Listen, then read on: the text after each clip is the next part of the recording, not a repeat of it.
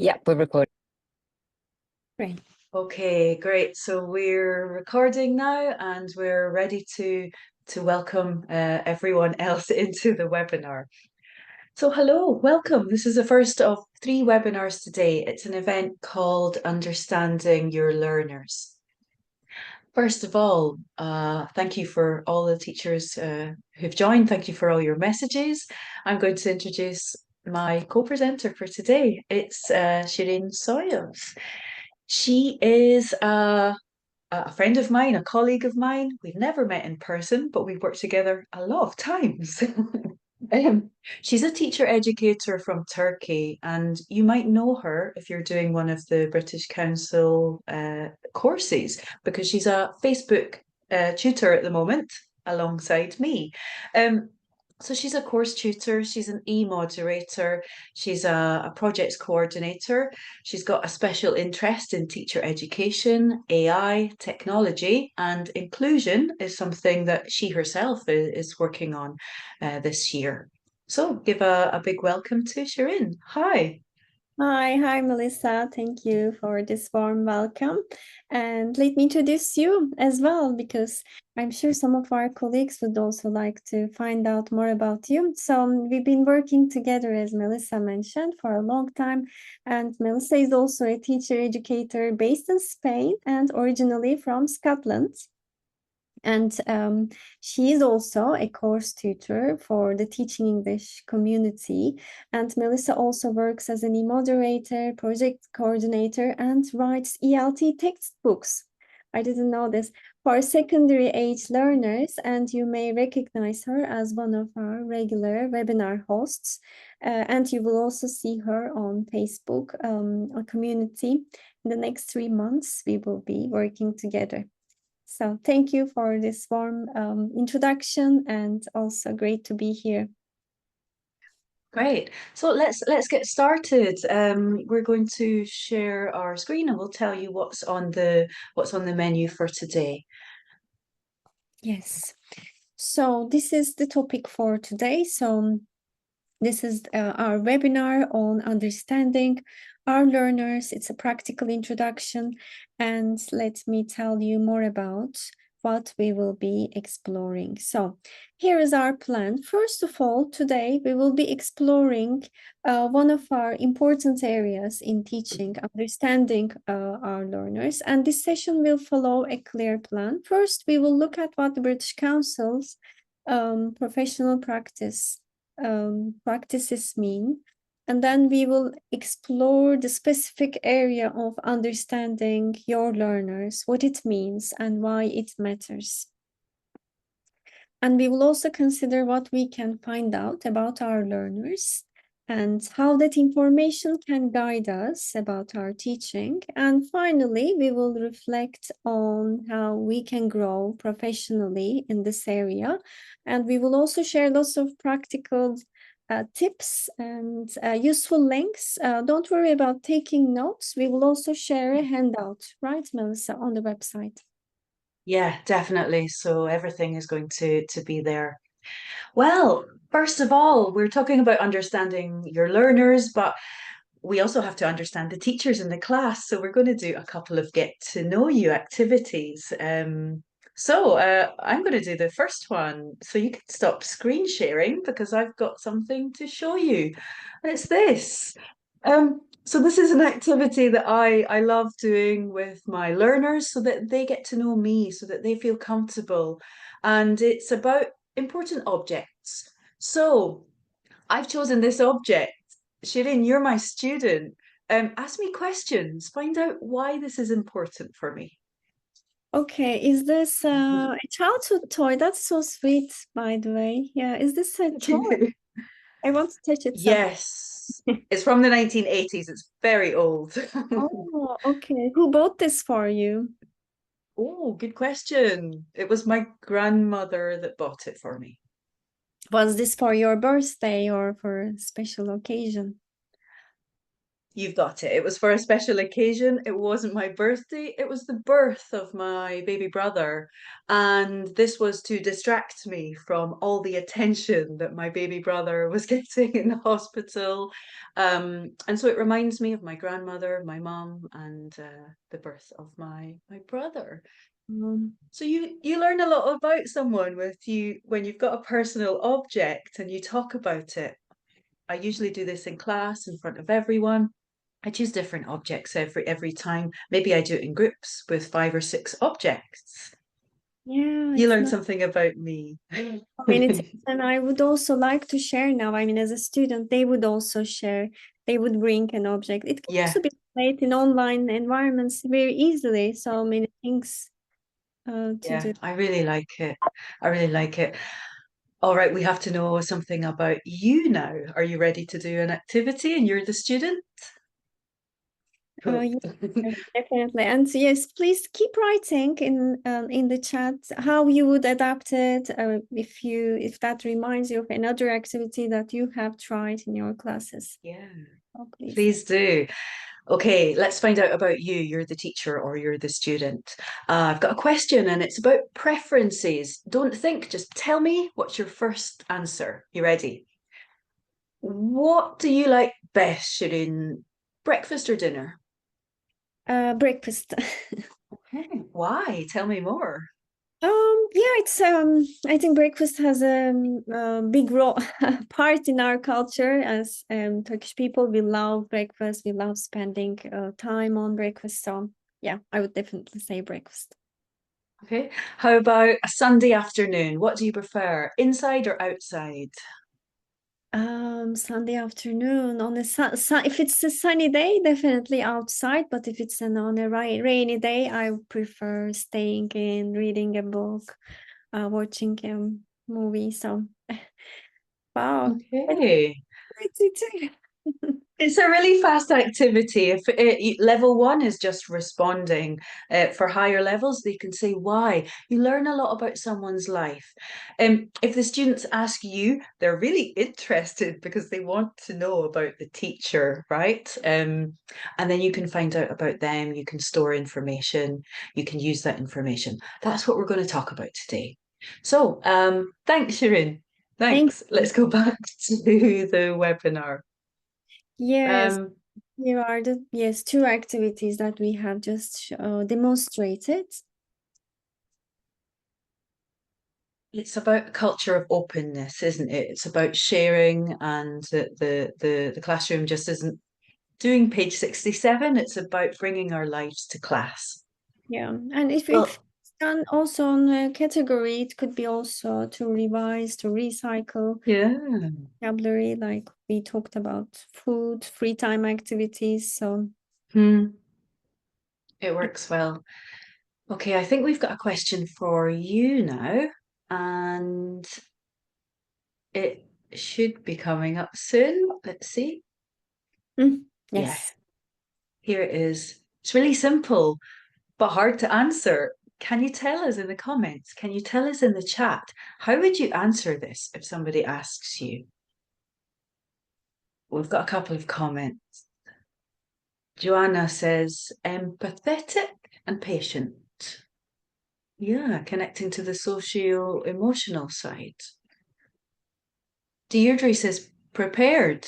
It's about planning. It's about managing your teaching load. Kevin says a good listener, someone who is willing to not just be the person who talks in the room, but to be the person who receives information. I love all of these answers. Keep them coming. Let's go to the next slide and I'll tell you why we asked you this.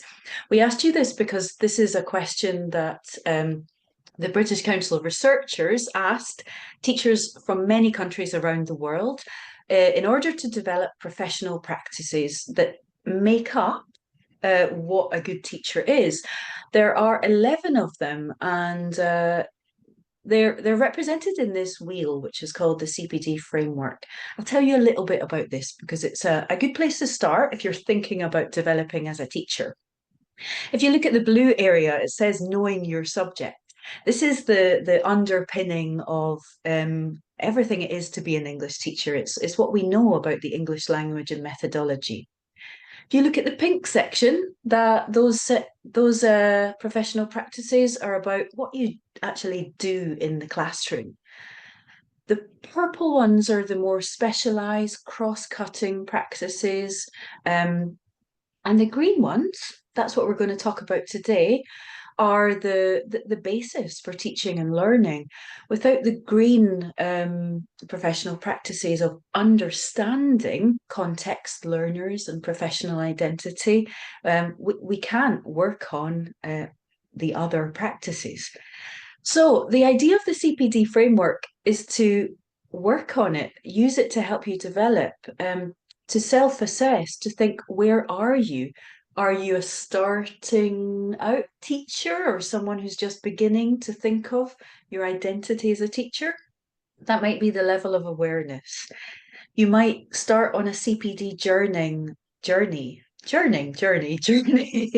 and start reading articles, start taking part in teacher forums, develop an understanding of some of these specific areas. Um, and then you might kind of go up the levels, take another course, read more, join a special interest group. It's about the lifelong journey of learning. I'm going to ask Shireen about where she is. So let's go to the next slide and look at Mhm. today. We're talking about understanding my learners. And I asked her already, and she said she thinks she's at the engagement level. Um, Tell us Mhm. what that means or how you got there, Shireen. So first of all, I started when I started teaching. Of course, like all of us, we are learning by doing. So, um, especially about working with students with special educational needs, I was in the awareness level. I had some awareness because I had done some courses in my MA, but especially after I started teaching, I had two students with ADHD. So I felt the needs, and I had to understand them more, mm, the the needs, the contexts, and so I read more about it. I talked to their parents. I observed them. I talked to them. So I had more experience, and then after this experience, I had an opportunity to lead a community, a special interest group on sent on this area. And before I started working with the teachers, I read more, I engaged more with them also during this group. So then I started learning about classroom research, this which is also one of Mhm, my research interests. And that way I engaged more with understanding more my learners at different levels by collecting mhm, data and information about my students in a more systematic way. I'm mhm, still learning, therefore, I hesitate to say I'm at this integration level, because integration is when you actually integrate it in your practice fully. So there are still gaps, because I still need some more experience in some areas. Therefore, I'm mhm, learning, and I'm engaging with others in different ways by mhm. being. Yeah, thanks. Thank you, Thanks for Mel. being honest. Yeah, thanks for sharing your experiences. And that's what using this is all about, is thinking, where am I and why? So I want to help everyone here focus on understanding my learners. So let's go to the next slide, and I'll tell you why. First of all, it's our focus. April, May, and June, everything on teaching English is going to be designed to help you work on this. We've got lots of resources. So first of all, let's understand what it is. Let's go on and think about exactly what is understanding your learners. It's about thinking about them as an individual and part of a class, both things, because they're intertwined, they can't be separated. So in a moment, we're going to focus on this boy in the picture. His name's Sammy. Let's move on and think, what do you want to know about him? If he's a learner, what what do you want to know? Write in the chat. Tell us if you were a teacher meeting him for the first time, what would help you teach him? We'd love to know. Gani says you need to know his cultural background. Yeah, definitely. And Tricia says you want to know his strengths. Aha. Oh, and Tatiana says, does he like English? That's a good question to ask about him. I like that. Okay, I'm going to do something to help you think about all the areas we could ask about him. Let's go to the next slide. We're going to do a guided meditation. So I want to invite you all, including Shireen, to close your eyes and just listen to me. So I think we can stop, sorry, we can stop slide sharing for just Yes, now, let's and take a maybe that'll moment to help people pause. focus. Okay. Okay, you ready? Cool. Okay, I'd like everyone to find a comfortable position and gently close your eyes. No looking? Okay. So allow your body to relax and take a few deep breaths. Okay, I'd like you to bring your awareness to your classroom. Look around, see the desks, see the walls, feel the energy in the room. Now I invite you to focus on just one learner. What's his name? What's her name? Have that learner's face in your mind's eye. We're going to think about that learner. Think about the classroom. How does the layout impact on their learning? Look at them working in groups. How are they working? What's their behaviour? Now let's come to think about the learner and their background. What do you know about this learner? What language do they speak to their sister in? What language do they listen to pop music in? What good and bad learning experiences have they had?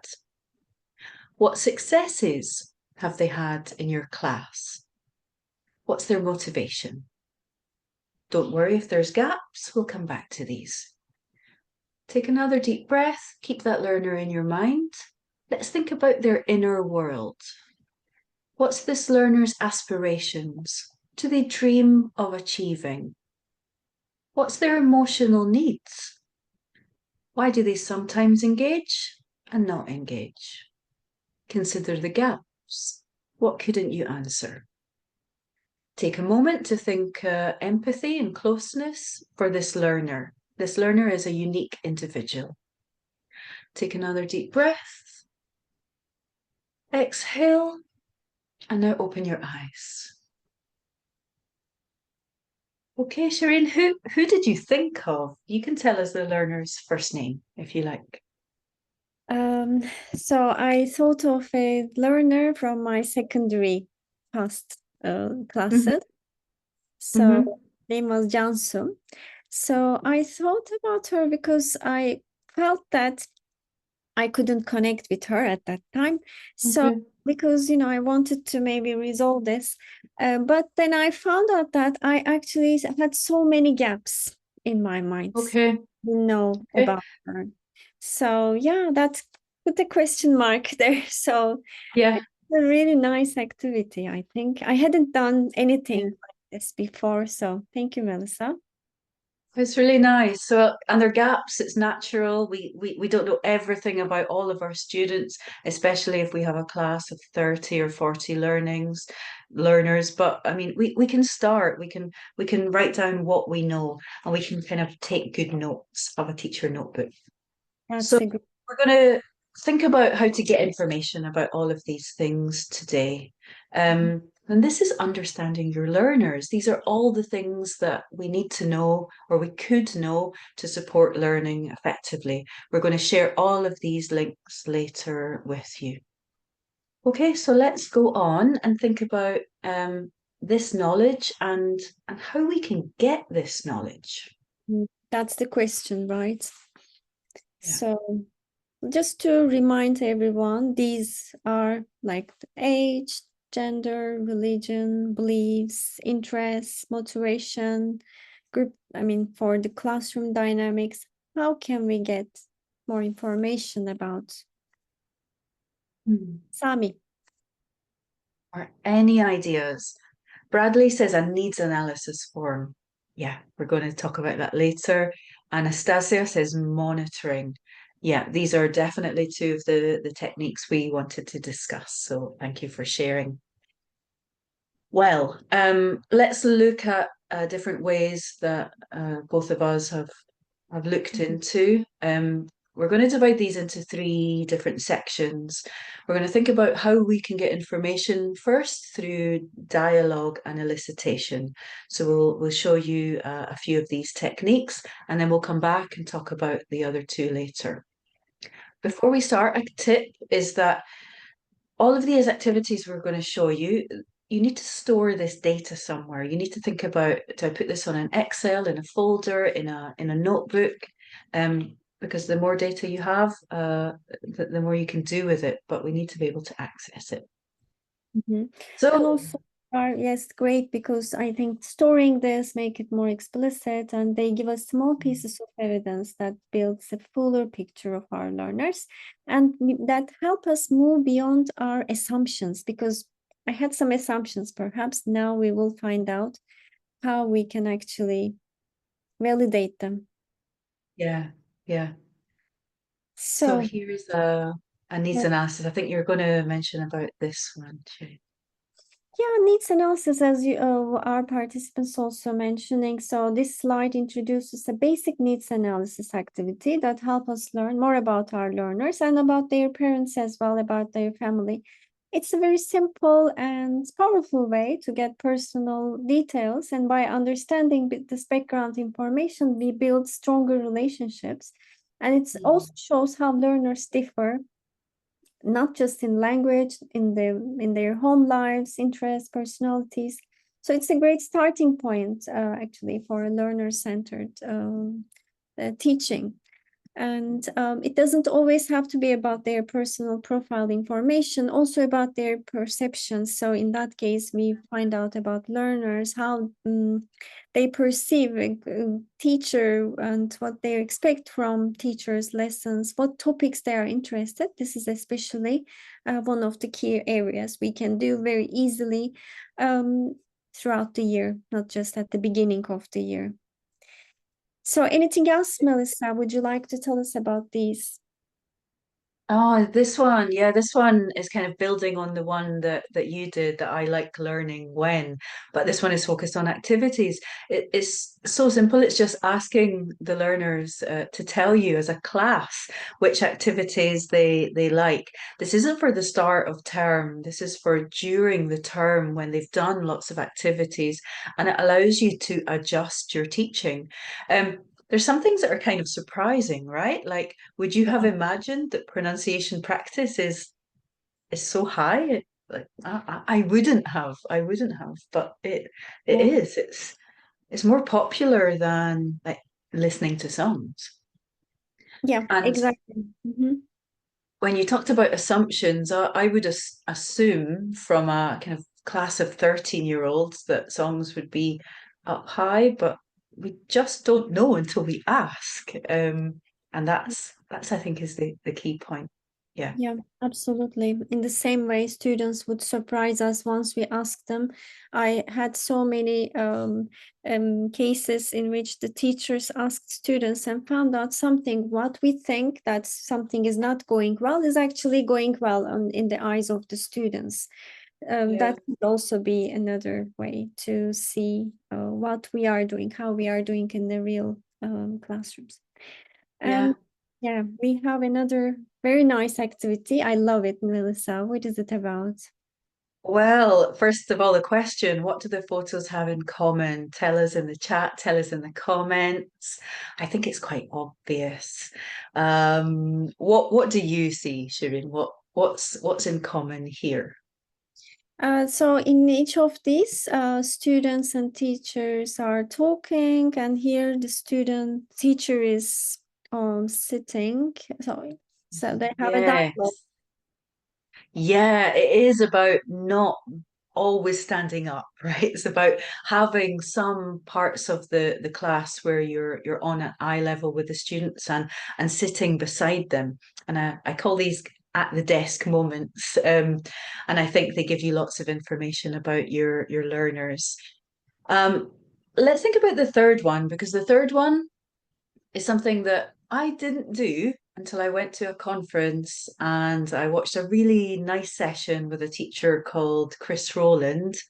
And he talks about bringing the students to his desk, at least two students every class, to do little speaking tests with them. Um, it wasn't like an interview, it wasn't really formal. It became just a class habit.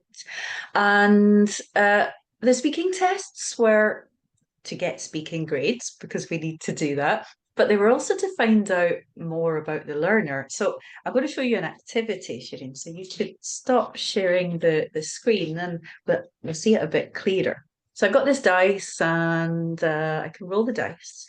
And Mhm. if it's a six, for example, then the student sitting next to me on the table is going to tell me how things are going at school. They could be practicing past simple, going to anything, but I learn a bit more about them.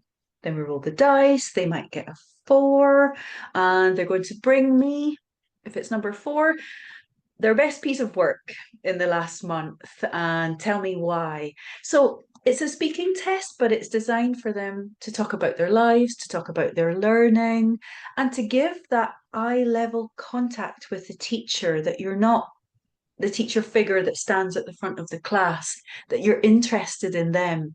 And there's so many students that share things in those moments that would never share things in front of the class. And yeah, that changed, really, that changed a lot of what I did in the classroom. I think that helped me kind of go through the professional practices and think more about how well I can connect with students. Yeah, I like it. Have you I, tried it? Would you do yeah. it?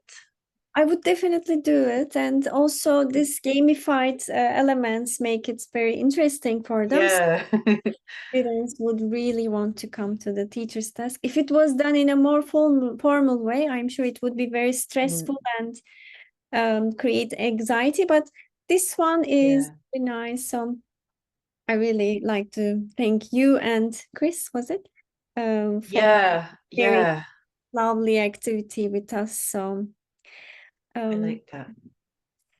and we have some other activities, right? So, yeah, but before we move on, which of these activities methods would you use to get more information about Sami or any other ideas that worked in your classes? Asma Yes, says we'd love to know. maybe the dice game with them. Yeah. I think I'll use actually storing information in a simple Excel because I've done those needs analysis before, but I haven't actually put the data somewhere. That's something I need to learn about. Yeah. Well, Mhm. keep your answers coming in, but let's move on and let's talk about another way to get information is to look at learner output. So we're going to show you quite quickly lots of different activities that are just normal class activities, but they tell us about the students' lives. The first one is called Happy Graph. It's to practice the past simple. The students say how happy they were on Wednesday, on Friday, and they explain to their partner. It's a Mhm. speaking activity, it's grammar, but as a teacher, I can look at their work, I can take notes, and I can find out a bit more about them. It's just a way to connect. Yeah, I really like this. We'll put the link in the handout for you so you can find it later. There's another one that I really enjoy too, and it's called All About Me. It could be a box, or it could be a poster, or just maybe even a virtual place like a Padlet. And students store things that are important to them, either the physical things or like a little drawing. And throughout the term, they're building this, they're describing each thing. And then at the end of the term, every learner is going to say their All About Me box. It's going to be a speaking activity. It could be really simple. You can see on the screen the sentence starters for higher or lower levels. And again, that link will be in the handout. Yeah, that reminded me of, I mean, I did something similar using Padlet, a tool, a web tool. So Okay. students had portfolio page. They designed it in the way they liked, and they stored some work examples, and also it could be maybe virtual on a tool, or it could be also a poster, right? So where they Yeah, mood board kind of thing. So very nice idea. yeah. This could be maybe also very appealing for younger learners, where they like touching, putting things in. So, Yeah, I could put this in it. Yeah. so yes, show All and tell. right. Speaking project, some excellent ideas. Thank you so much, Melissa. What about this one? Oh, this was a postcard project that my really young learners did. I think they were 7, and they wrote virtual postcards. They wrote uh, a little message to some students in another country, and we exchanged me and the teacher through emails. But I found out that the student in Echo really liked basketball. I didn't know that, and then I thought, how can I use this information? I'm going to use it to make basketball a project option. I'm going to invite this learner to give a presentation. I've got information about them, and I'll think about how I can use it next. It's just a normal piece of work. It could even be a speaking piece of work, which I think is on the next slide. Oh, you Um, use every opportunity, any right? yeah, any opportunity for you to find out about the learner in a normal speaking activity. This was an activity to just practice I like and I don't like. The sound isn't working, everyone, on this video. We apologize, so we don't know why. But it's just an activity to say what things you like, what things you don't like. One hand is like, the other hand is don't like. Okay. And I recorded all this information, and then I have lots more to say about this learner. I Yeah. understand them more. I did something similar. So I asked students to draw a brain, picture of a brain, and put what they Yeah. in their mind. So it could be about the um, concerns as well as their plans for the weekend. But I like this one too, with different hands. So definitely Yeah. try it. Yours is really nice for teenagers, I think. Yeah, that would be good. Yeah, that's Good. nice. So yes, this was a letter from me to my students. It was a blog actually. I kept a class blog, so it was from a long time ago. So, but I liked using emoji letters. So this emoji letter activity is also a great classroom task to understand your learners better. In that case, it was used to share the classroom rules, but you can also ask your students to write their own emoji-based introduction letters. So you can learn about their interests, routines, Mhm. personalities in a fun and non-threatening way. And we Mhm. have a webinar on teaching English. How can emojis help develop writing skills? So we will share the links with you. Another It's a one, really good one. yeah. I also, yeah, I mentioned to you, we had a class blog, and I asked students to write poems, stories to be published in the blog. And this was one of the poems. So this slide, actually, poem writing is a very powerful writing activity because it gives Mm. learners a space to express their emotions and inner thoughts, and you can better understand their emotional state and personal struggles. So in that case, I found out more about my learner, and there are also some other activities. We put the links in the handout. Yeah, it's lovely. I really like that. Finally, this graph is from my son's school. So it's understanding learners at all levels. So he's at nursery, I Mhm. mean preschool, not nursery, but a 6-year-old. So it shows a bar graph, and they use it to explore what values matter most to them, such as love, play, support. So you can see there are some values here. It could be anything. And Mhm. it's like, and each child votes by coloring a square, and together they create a visual representation of what they're. I mean, they mingle. It's like a mingling activity. They ask Okay. question, each child tells the answer, and they color it, and then it's a very meaningful activity, especially for us to understand they value love the most, by the Oh, this is love. oh, it's so cute. Yeah, it's very cute. I mean, for learners as a whole, together, as a whole class, it's a great way to understand their priorities and start building a Yeah. positive classroom atmosphere. And it gives them autonomy because they mingle, ask each other. So, Mhm. nice idea. Oh, I really love that. This one has also got a socio-emotional kind of slant to it. It's a class journal. There's a really nice lesson plan on this, and this is an example that came from our colleague Joanna Gore's classroom. The students just write about what they've learned, what they've liked, and the teacher has a dialogue. The teacher can write some comments. Now we know that you can't write this on 40 students book every day or every week, but you could just choose one or two students to do this with per class. It's a really nice way to feel that closeness between teacher and student. Yeah, it's nice. Yeah, I like those little smileys. So, when should we work Here's on a understanding learners, Melissa? So yeah. let's ask this question. Well, yeah, what do you all think? Which is the right option? Some people say C, some people say D, couple of A's. Maybe we tricked them here, Sirin, right? Because the answer is we think all of them. Um, Start of the term, yes, you need to get some information, but this is a continual process. You can always learn more, and of course, problems come up. New students arrive. It's as much as you can. As much as you can is the answer, and that's something to think about.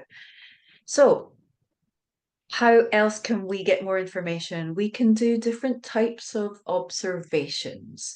We'll show you what they are on the next slide. And again, let's think about Sammy. He's an Mm. individual. However, is he just an individual? He's not really. He's a group member. He's part of a pair. He's part of a class. And as a teacher, we invite you to think, does Sammy act the same in all of these situations? Maybe he does, maybe he doesn't. But it's something to gather evidence, not just assume we know about him, but to observe and to watch. There's different ways you can do this. There's lots of different observation types. One of them is to observe other teachers. They can see things that you can't see. If there's a geography teacher in your school, you've got an extra 15 minutes.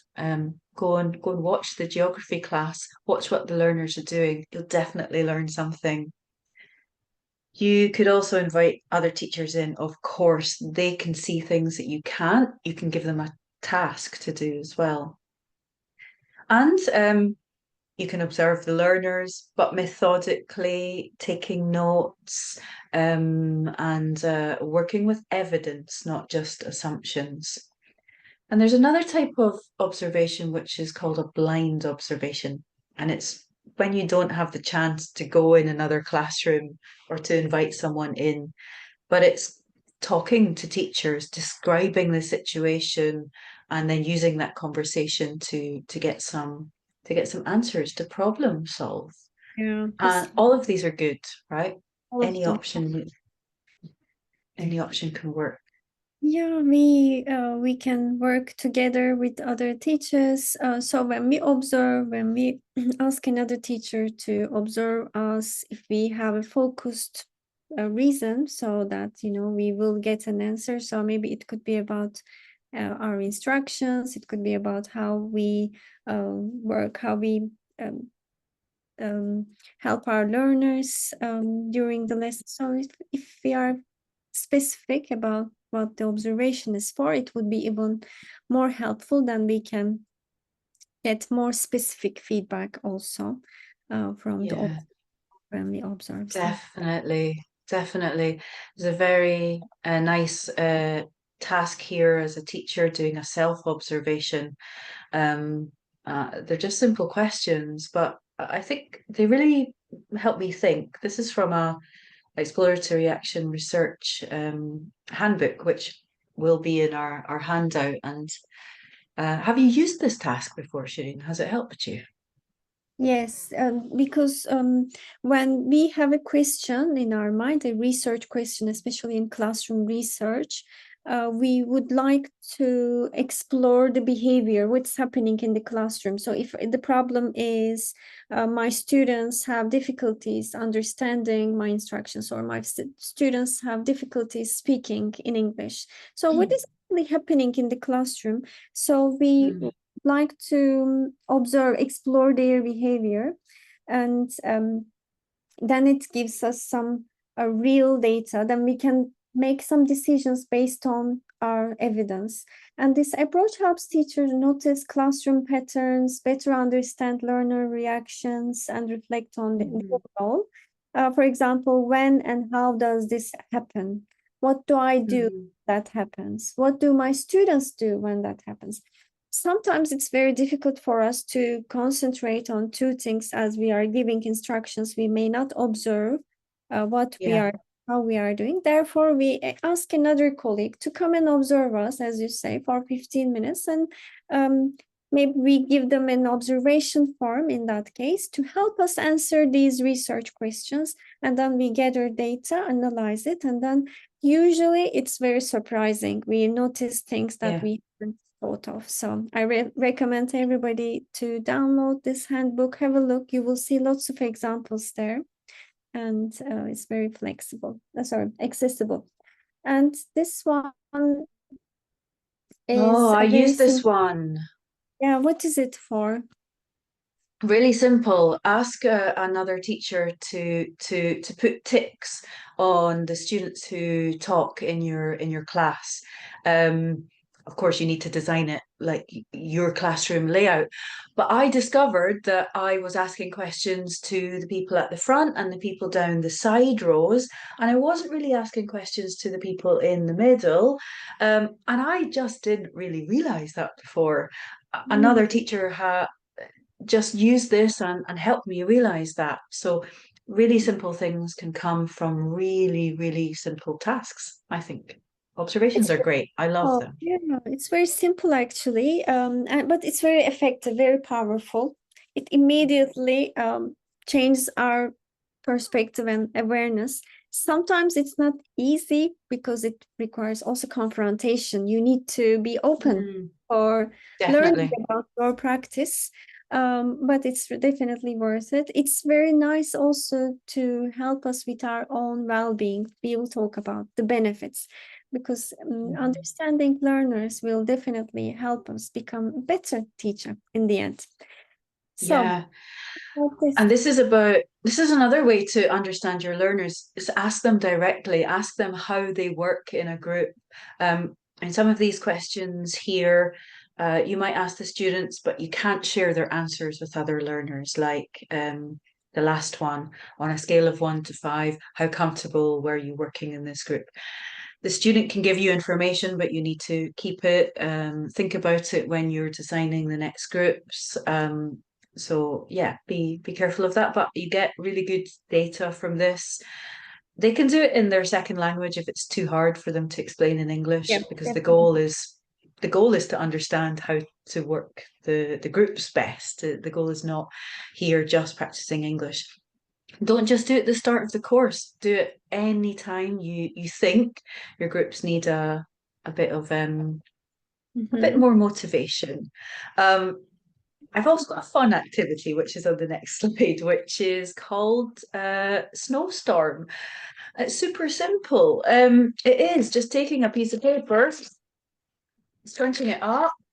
Uh, on this piece of paper, the students have written some of their hopes and fears in English, maybe something they're good at, something they're not good at. And the fun thing is that everyone throws them to the middle of the room, not at each other. And this can't hurt anyone, it's paper. And then they take another person's snowball, and then they open up and they learn that other people have the same fears. Other people also think they're not good at listening. Other people are also scared to answer in front of the class. And it's got a bit of movement. It's quite a Yeah, fun activity. right. Uh, I think learners should understand about the other learners in the class as well. That creates class cohesion.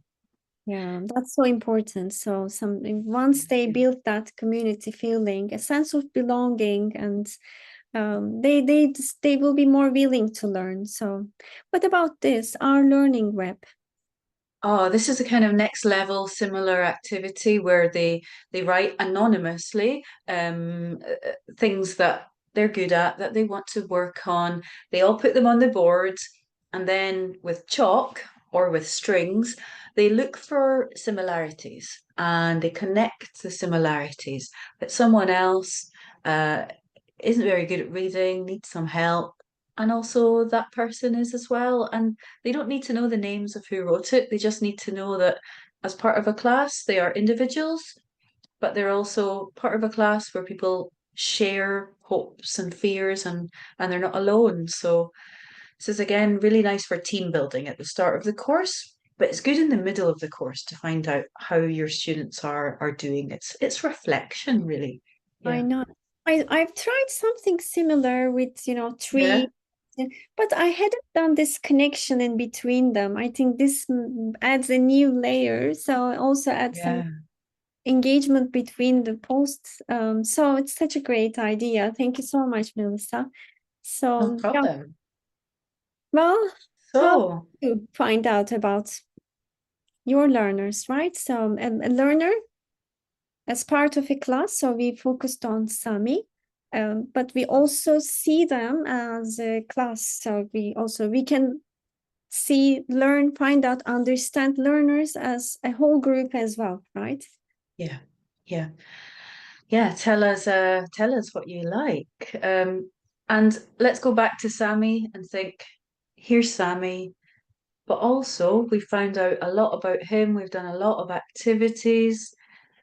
But then there's not only Sammy in the picture, there's other people in the class. So the next step is, okay, we found out information about Sammy. Now let's start work on understanding Sarah. Let's repeat the process. This is an ongoing process. Understanding your learners is something that isn't just for the start of term. It's something you can keep going, and it'll make your class better. It'll make you definitely a better teacher.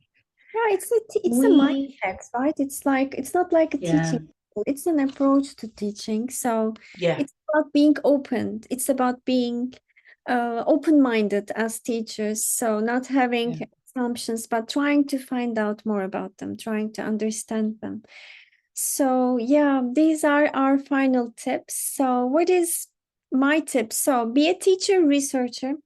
Make decisions based on evidence. Thank you, Wahid. So definitely, this is my key message.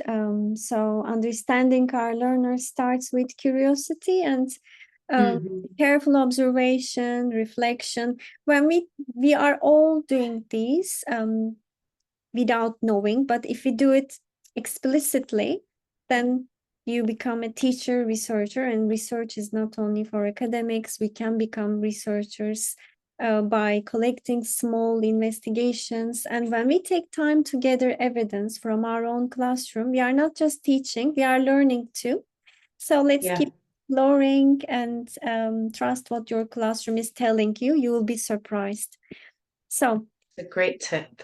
I love it. about your tip, um, Right. Melissa. Yes, let's find out more.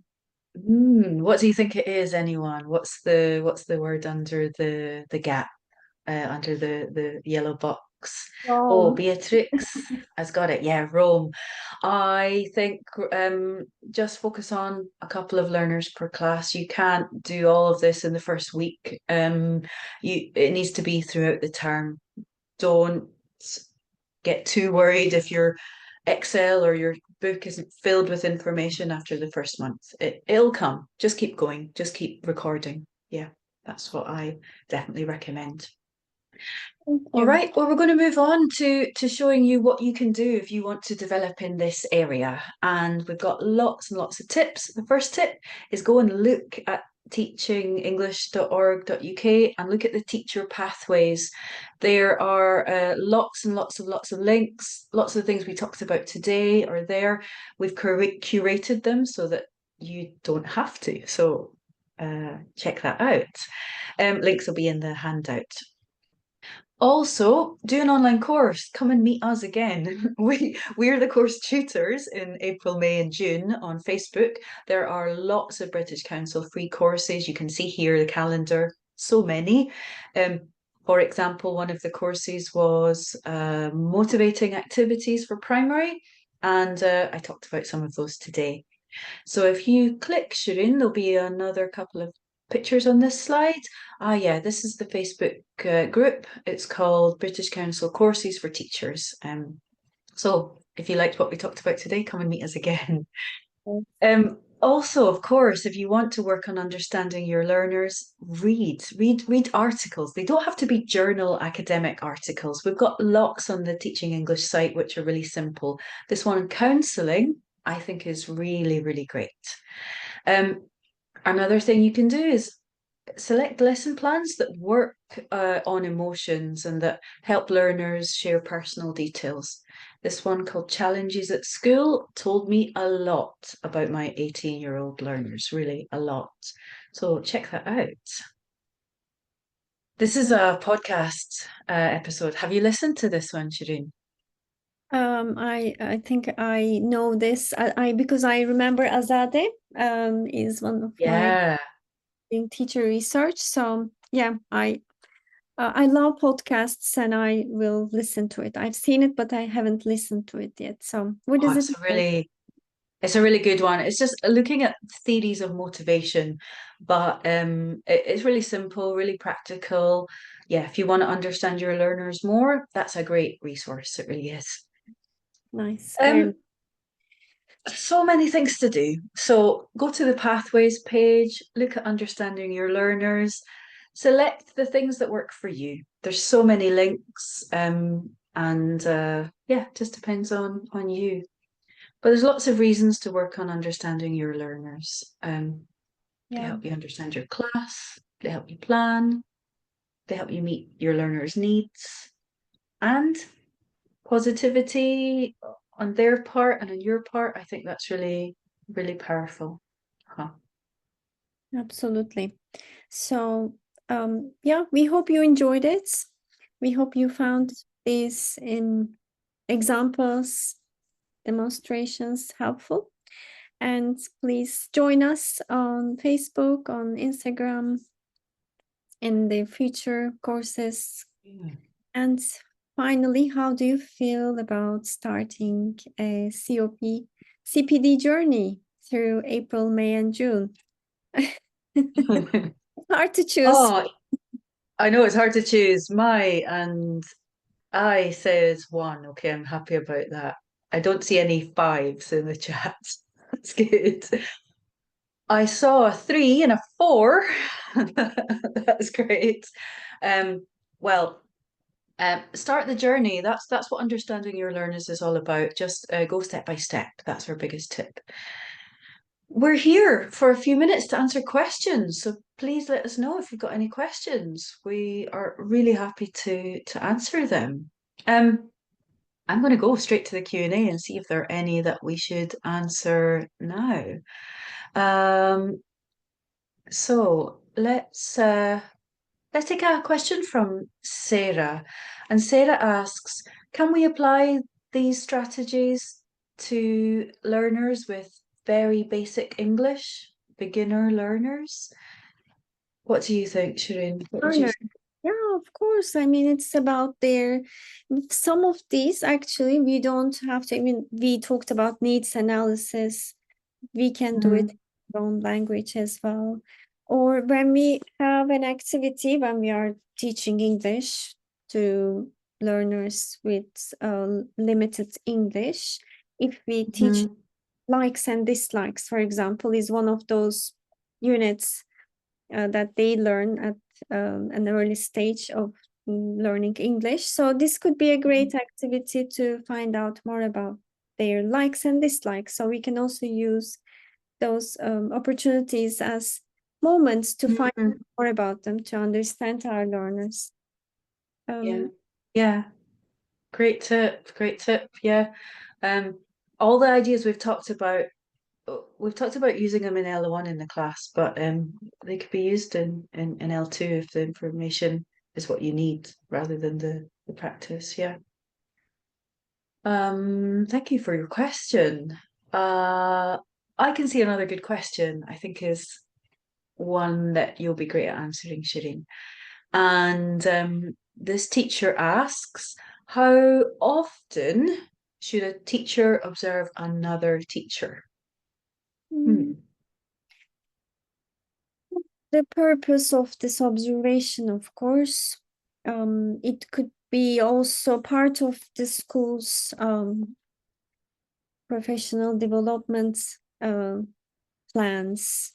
But there is no right or wrong answer for this. It could be on a regular basis. It could be when Yeah. you have a research question in your mind that you need an answer for. I observed other teachers when I had some issues in my class. Also, when Yeah. I wanted to see them in action, for example, I was also curious Hmm. how they teach writing. So I observed them. Then we did team teaching together. So I think it depends on your time, your availability, the other teachers' availability, Hmm. the school culture, context. But Yeah. it's good to have it in our practice, I think. At least once a term, we need and we should have, I think, at least once a term. Yeah, I think I agree with you there. Yeah. I going to answer just one last question that's about some of the professional development opportunities. And somebody asks, do I need Facebook to participate in the courses? No, you don't. The Facebook community is somewhere where you can ask questions and join some extra activities like live sessions. But you can do the online courses without Facebook. You just need a Teaching English account. So go to teachingenglish.org.uk, log in, and then you can do the self-access courses. We really, really recommend them. There's lots and lots to choose from. Yeah, definitely. They are all really good. Yeah, we are running out of time. Shireen, I think we have to say goodbye to our audience for today. I'm so sad. Yeah, thank you so much, Melissa. You have shared so many great ideas, activities. You too. So yeah, we hope you have all found these useful and picked up some useful ideas. Yeah, So we really do. Well, let's say goodbye, but don't go away. Come back in 15 minutes because we have another two webinars today. We're going to start in 15 minutes with a really fantastic teacher trainer from Brazil called Andre Hedlund, and he's going to talk about evidence-informed techniques for better learning. So a bit about the science of learning. So don't go away. We will see you soon. Thanks, Shireen. It's been lovely to talk to you today. likewise, thank you, and yes, hope to see you in another session then. Great. Goodbye, everyone. Bye.